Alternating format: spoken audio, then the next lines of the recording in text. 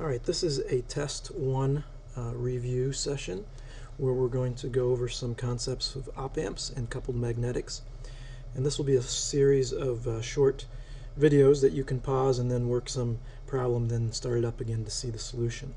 So first we're going to talk about op-amps, and I'm going to list some things that I would expect you to be able to do or know for the test. Alright, so you need to derive basic V out, V in relationship for the standard inverting or non-inverting and inverting amplifiers. Okay, so that would be this setup here.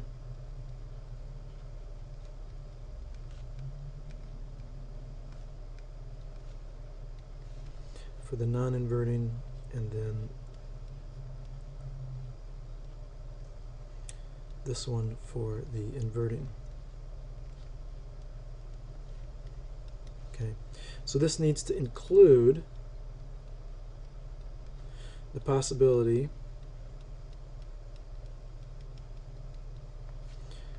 for a finite open loop gain, AOL, for the op-amp. Okay, not just the ideal case where the open loop gain is considered infinite. So we'll look at that some. One. Okay, you need to be able to apply superposition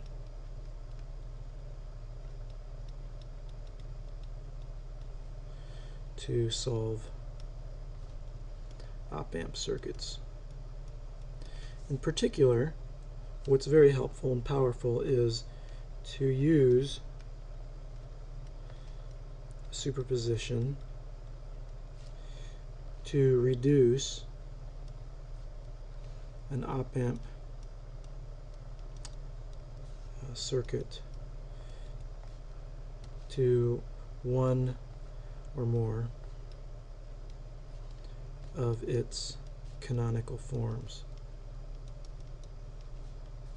Okay, so canonical forms, what I mean is like the standard inverting op-amp amplifier or non-inverting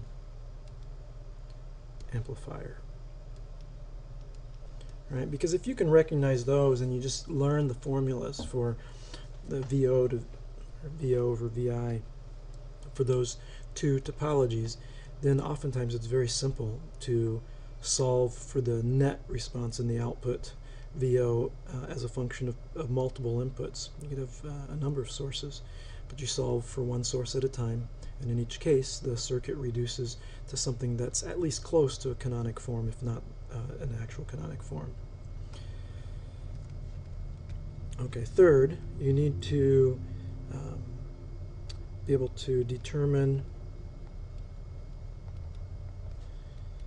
input and output equivalent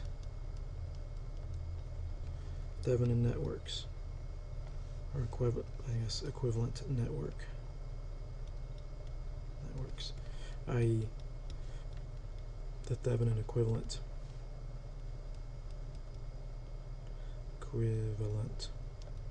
Alright, so things like, what is, if you're the voltage source that's supplying or is going to be applied to the input of this op-amp filter, op-amp circuit, we might ask, what is the input impedance that you see? Or looking back, if you're the load, what output impedance do you see? Alright, 3. Alright, 4, you need to be able to derive transfer functions involving op-amps. Okay. And this, of course, includes, therefore, caps and perhaps inductors in in the op-amp networks, like the input or feedback network. Okay, so some of this, I should say, that should be understood that I'm drawing upon both what you would have done in what we did in class through that homework, the op-amp homework, as well as what you've done in the lab. Okay. So I'll stop here for this first lecture, this first segment, and then we'll work some examples to address these different topics.